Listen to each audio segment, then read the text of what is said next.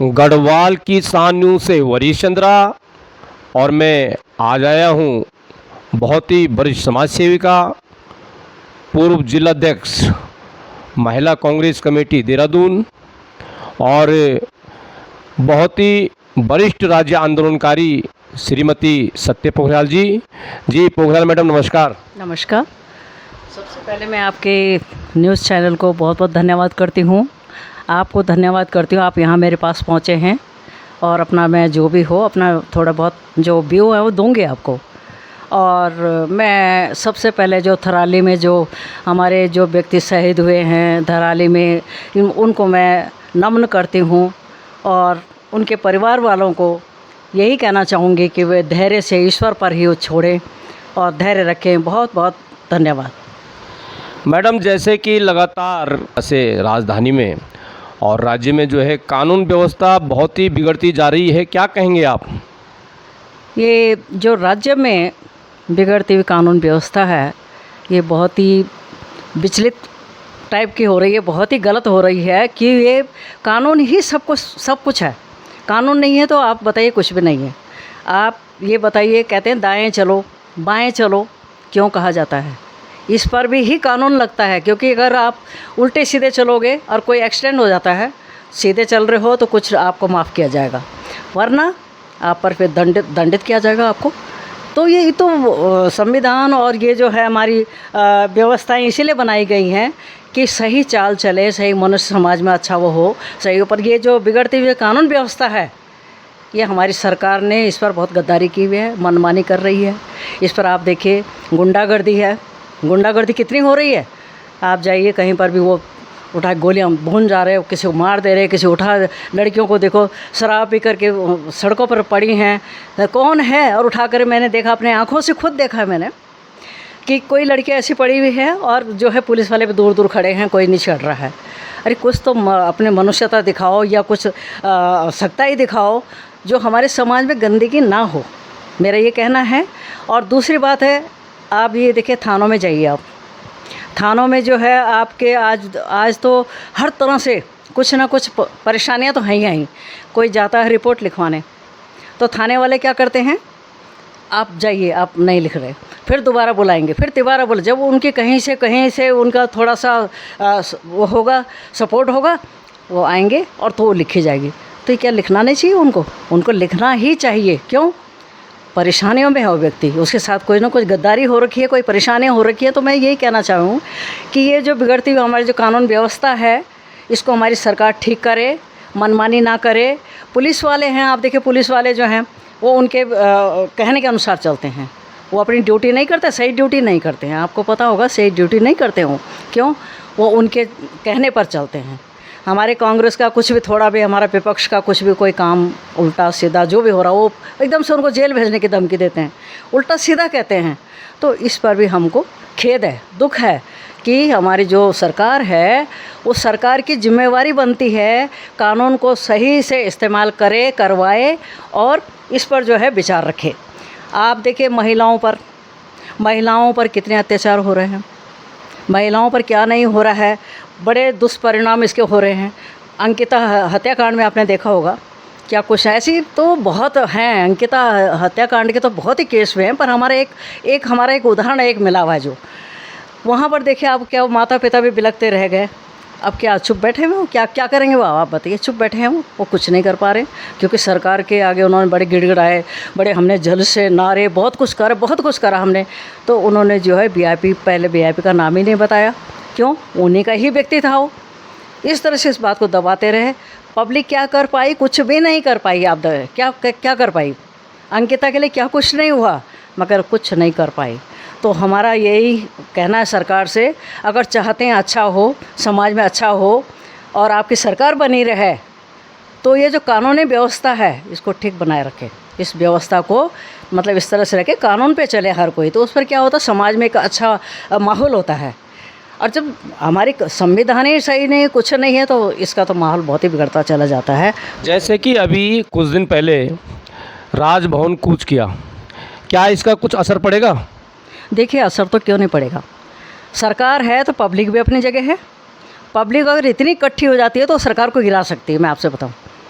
उस सरकार को गिरा सकती है, क्योंकि पब्लिक में बहुत बड़ा दम है। कितनी पब्लिक हमारी गई है। विपक्ष के जो लोग हैं वो तो मुद्दा उठाएंगे ही, क्योंकि उनका काम ही मुद्दा उठाने का है, और सच्चा मुद्दा उठा रहे हैं। आप देखिए राहुल गांधी को, देखिए आप, आज पूरी पब्लिक, बिहार की पब्लिक देखिए आप, कितने लोग सारे जो हैं कांग्रेस के हक में आ गए, हित में आ गए। क्यों? कांग्रेस वो सच्चाई वाला है। राहुल गांधी ने जो एक एक प्रूफ निकाला है, एक एक प्रूफ निकाल करके उसने आगे रखा है, इस बलबूते पे बोल रहा है, वरना तो ये तो पता नहीं क्या कर देते। आप देखिए ना, आप इन्होंने जैसे करा है कि जैसे इन्होंने अभी करा है कि वोट चोरी का पूरा जो है सबूत जो इनको मिल चुके हैं, और वोट चोरी जो उन्होंने करी, इन्होंने क्या करा आप बताइए। मशीनों से, ये आज से नहीं, ये तो अब पता लगा, हम लोगों को पता तो था, पर हम लोग निरीक्षण नहीं कर पाए इस चीज़ का निरीक्षण हम लोग नहीं कर पाए। और अब हमने कोशिश की है तो सारा उजगार हो गया, पूरा उजगार हो गया, जिससे पब्लिक सारे बिहार के हो, कोई भी यानी वो सारी जो है राहुल गांधी के पक्ष में आ गई है, कांग्रेस के पक्ष में आ गई है। और मैं तो पूरी उम्मीद करती हूँ कि अब हमारी कांग्रेस ही आगे आएगी। क्यों? इतनी गद्दारी हमारी मोदी ने करा है, क्या कुछ नहीं करा है। रे तो राजा था हमारा, तो राजा था हमारा, है। और इस तरह से मशीनों के द्वारा, एक महिला की बात बताऊँ, पहाड़ की महिला थी वो, आपने भी सुना होगा शायद। वो पहाड़ में बड़ी बेचारी सीधी सादी महिला थी। वो कहने लगी कि अरे मेरे तो ना मेरे तो बहुत मैंने वोट डाली।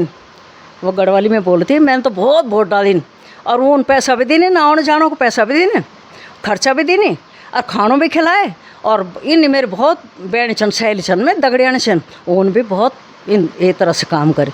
तो ये सब क्या है? चोरी बाजारी, चोर बाजारी तो है। ये क्या है? ये तो उजगार हो रहा है, धीरे धीरे उजगार हो रहा है। तो मेरा यही कहना है कि सरकार अभी भी चाहती है, जीवित रहना चाहती है, तो सही काम करे, संविधान बना के रखे, कानून बना के सुरक्षित रखे, कानून के अनुसार चलाए। और इसी तरह से जो है ये जो चोरी करी जा रही है वोटों की, कितने मेहनत होते, कहाँ पहाड़ों से कहाँ से लोग आते हैं, पैदल चल करके आते हैं वोट डालने के लिए, और वहाँ पर उनको पटाया जाता है और उल्टी दिशा में वो लोग चले जाते हैं। तो ये अन्याय है, सरासर अन्याय है, इसको रोका जाए। अभी जैसे आजकल जो है पूर्व कैबिनेट मंत्री हरक सिंह रावत जी आजकल सोशल मीडिया के माध्यम से बहुत छा रखे हैं। उन्होंने कहा कि खनन माफियों के द्वारा बहुत पैसा बीजेपी के कार्यकाल में जो है इकट्ठा हुआ है, और वो कहते हैं कि उसकी सूची जारी करें। क्या कहेंगे आप? मैं तो यही कहूँगी, हरक सिंह रावत अब अपनी सच्चाई पे आ गए ना।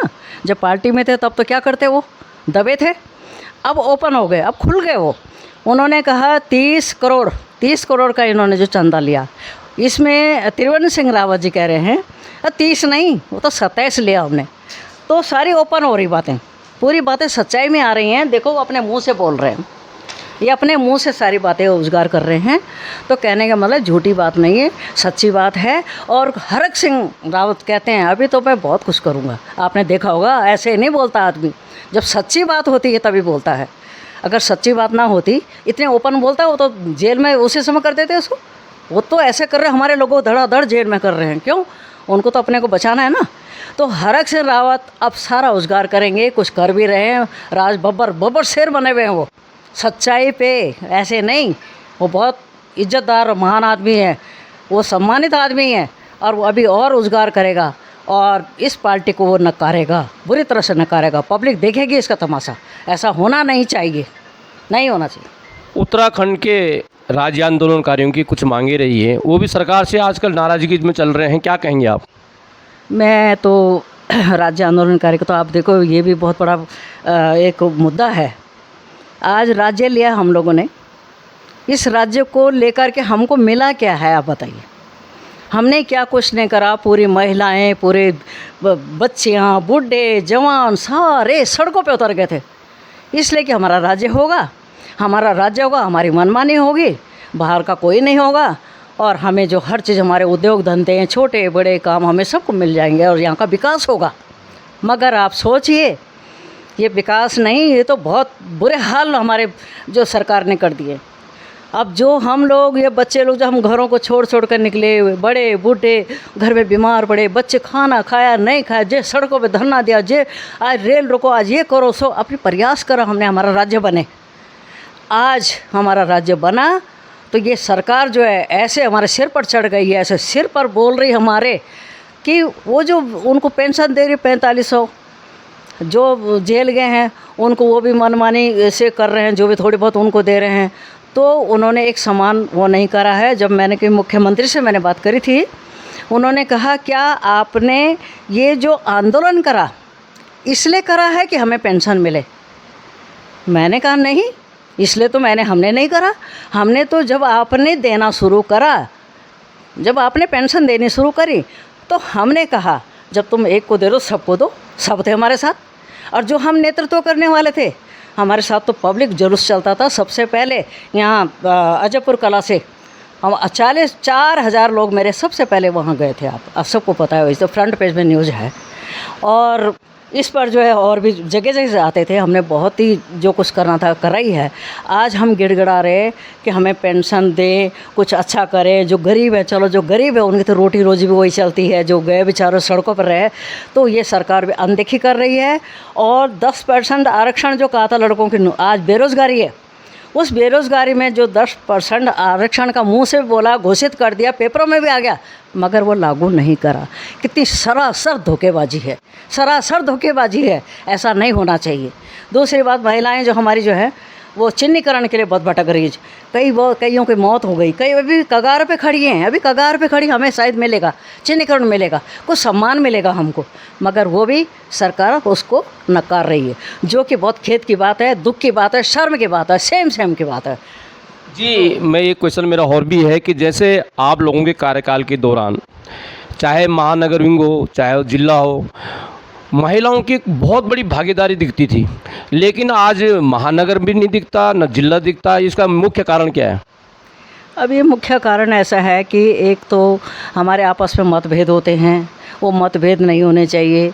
एकता हो, एकता रहेगी तो सभी अच्छा होगा, है ना। तो ये कहने का मतलब ये है कि मतभेद होने से ही, और मैं तो यही कहूँगी कि पार्टी में एकता होनी चाहिए। जब आपको तो शायद पता होगा, आप भी पुराने ही हैं, हम भी पुराने हैं। जब जिलाध्यक्ष थी कितना भीड़ होती थी, कितनी पब्लिक, कितनी महिलाएं होती थी।